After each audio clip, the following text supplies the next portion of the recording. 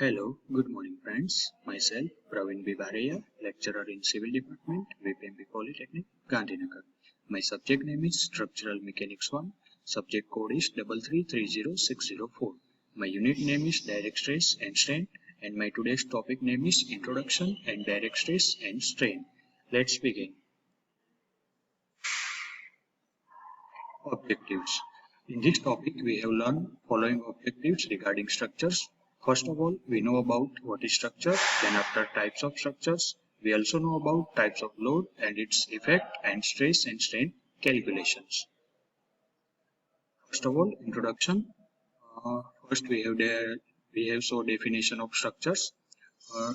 Different members are connected to each other and a skeleton is formed. This skeleton is known as a structure. જુદા જુદા મેમ્બરને જોડી આપણે એક માળખું create કરીએ એ માળખાને કહેવાય structure. Examples of structures are building, truss, bridge, tower, dam etcetera. એના ઉદાહરણો જોઈએ તો બિલ્ડિંગ છે, ટ્રસ છે, બ્રિજ છે, ટાવર છે, ડેમ છે, એ બધા સ્ટ્રક્ચરના ઉદાહરણો છે. Structural member. Each and every member of structure is known as a structural member. For example, building is one structure. Slab, beam, column, footing, lintel, etc. are the structural member. કહેવાનો મતલબ building એક structure છે. બિલ્ડિંગની વાત કરીએ તો બિલ્ડિંગના જે member છે ઇન્ડિવિડ્યુઅલ, સ્લેબ છે, બીમ છે, કોલમ છે, ફૂટિંગ છે, લિન્ટલ છે, આ બધા એના મેમ્બર છે. તો સ્લેબ છે પર્ટિક્યુલર એક થયો મેમ્બર, બીમ છે second member. So there are so many different kinds of member in structure. Next one is types of structure. For the construction of structure, materials like steel, concrete, RCC, timber, etc. are used. Based on this material, different types of structures are RCC structures, masonry structures, steel structures, timber structures and aluminum structures. Civil એન્જિનિયરિંગમાં આપણે જુદા જુદા મટીરિયલનો use કરી આપણે construction કરતા હોય છે.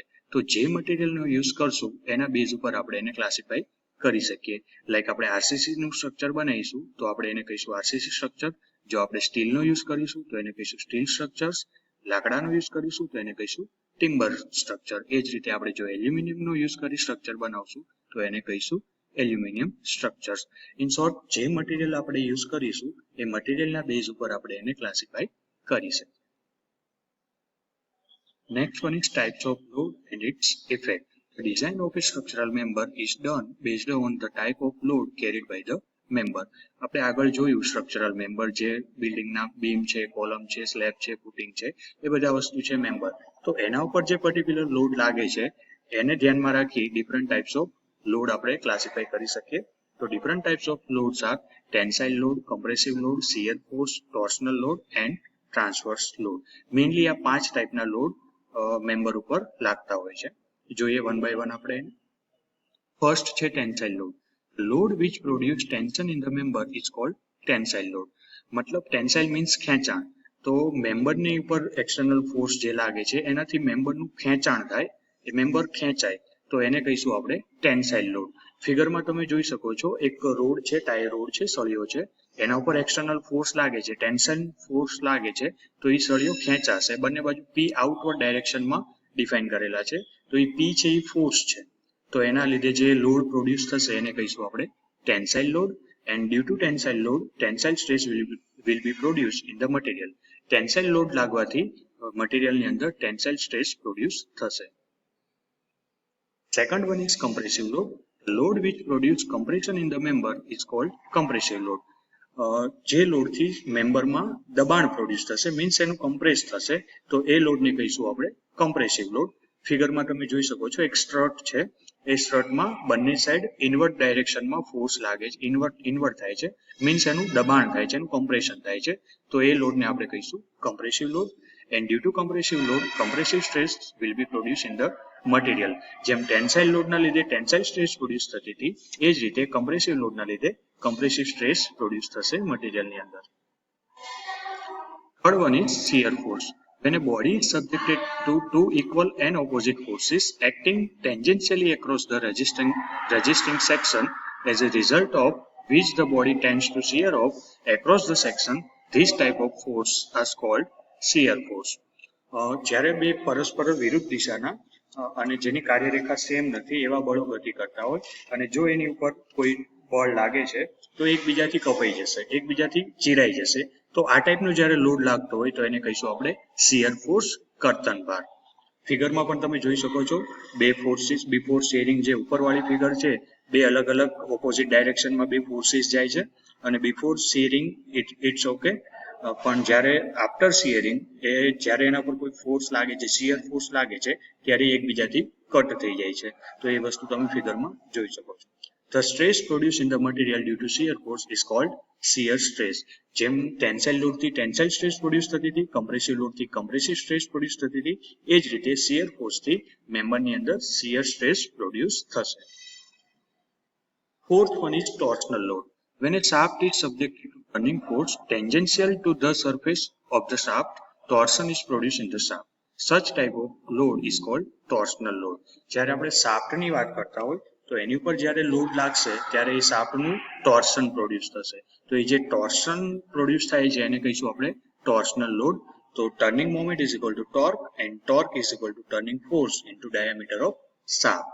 Torsional load produce shear stress in the shaft. જેમ આપણે આગળ વાત કરી ટેન્સાઇલ લોડના લીધે ટેન્સાઇલ સ્ટ્રેસ પ્રોડ્યુસ થાય છે, કમ્પ્રેસિવમાંથી કમ્પ્રેસિવ સ્ટ્રેસ પ્રોડ્યુસ થાય છે, શિયર ફોર્સમાંથી શિયર સ્ટ્રેસ. એ જ રીતે ટોર્શનલ લોડથી શિયર સ્ટ્રેસ મેમ્બરની અંદર પ્રોડ્યુસ થશે. Fifth one is transverse load. When a member is subjected to loads perpendicular to its longitudinal axis, it is known as transverse load. જ્યારે કોઈ member ઉપર એનું perpendicular means લંબ રૂપે એની લોન્જિટ્યુડનલ એક્સિસ મીન્સ એની centre line, જ્યારે મેમ્બરની સેન્ટરમાં એના લંબ રૂપે લોડ લાગતો હોય તો એને કહીશું આપણે ટ્રાન્સવર્સ લોડ. અને due to transverse load bending stress and shear stress produce in the member. ટ્રાન્સવર્સ લોડથી શિયર સ્ટ્રેસ અને બેન્ડિંગ સ્ટ્રેસ બંને પ્રોડ્યુસ થશે મેમ્બરની અંદર. Now stress. On a body, when external force is applied, it undergoes some deformation and internal resisting forces are set up. This resistance of force per unit cross-sectional area is called stress. તો એને stress means પ્રતિબળ. ગુજરાતીમાં આપણે આ વસ્તુ સમજીએ તો પ્રતિબળ. જ્યારે કોઈ એકમ ક્ષેત્રફળ ઉપર જ્યારે બાહ્ય બળ લાગે છે, કોઈ એક્સટર્નલ ફોર્સ લાગે છે તો એની સામે જે અવરોધ પ્રોડ્યુસ થાય છે એને કહેવાય સ્ટ્રેસ, પ્રતિબળ. બરાબર. તો કોઈ બોડી છે એના ઉપર એક્સટર્નલ ફોર્સ લાગે છે તો જેટલા એરિયા ઉપર એ ફોર્સ લાગશે એનું રેઝિસ્ટન્સ પ્રોડ્યુસ થશે. તો જે આ રેઝિસ્ટન્સ પ્રોડ્યુસ થાય છે એને કહેવાય સ્ટ્રેસ. તો સ્ટ્રેસની ડેફિનેશન આપણે વન લાઇનમાં આપી હોય તો સિમ્પલ ફોર્સ અપોન એરિયા. સ્ટ્રેસને સિગ્મા વડે ડિનોટ કરવામાં આવે છે.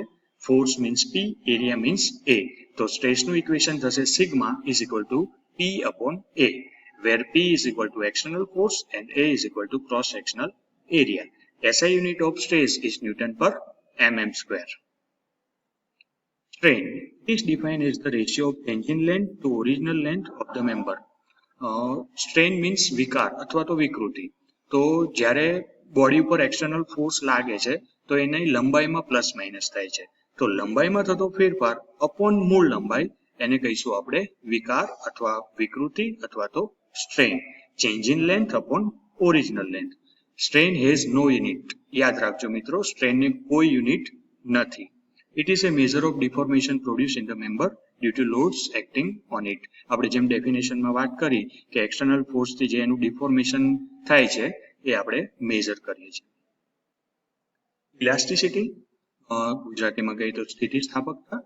It is the property of body to retain its original position after the removal of external force.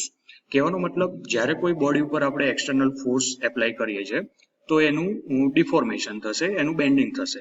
But જેવું આપણે એ લોડ પાછો લઈ લઈશું તો એ પોતાની મૂળ સ્થિતિમાં પાછું આવી જશે. તો મટીરિયલનું જે આ ગુણધર્મ છે એને કહેવાય સ્થિતિસ્થાપકતા, ઇલાસ્ટિસિટી.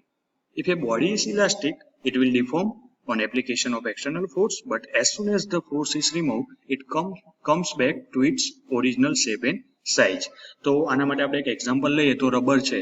તો રબર ઉપર આપણે એક્સટર્નલ ફોર્સ આપીએ તો એનું બેન્ડિંગ થશે, એ વળી જશે. પણ જેવું આપણે ફોર્સ પાછું લઈ જઈશું તો રબર એના પાછી જે એનું શેપ અને સાઇઝ છે એમાં પાછું આવી જશે. તો રબરનો જે આ બિહેવિયર છે એનું જે ગુણધર્મ છે એને કહેવાય ઇલાસ્ટિક અથવા તો ઇલાસ્ટિસિટી. તો ઇલાસ્ટિસિટી મીન્સ એક્સટર્નલ લોડ આપીએ અને એનું ડિફોર્મેશન થાય, એનું બેન્ડિંગ થાય, પણ જેવો લોડ પાછો લઈ લે એ પોતાની મૂળ સ્થિતિમાં પાછું આવી જાય. મટીરિયલનો જે આ ગુણધર્મ છે તેને કહેવાય elasticity. Elastic limit, maximum value of force up to and within which the deformation entirely disappears on removal of force is called elastic limit.